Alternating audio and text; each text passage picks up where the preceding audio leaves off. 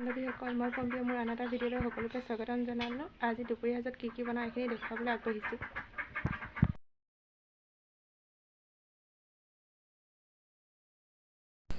মাছ আঞ্জা বনাবলৈ আদা, নহৰু, পিঁয়াজ, জলকীয়া, জিৰা আৰু জালুক আৰু ভেদাইলতা পিচি পেলাই ৰেডি কৰি লৈছোঁ।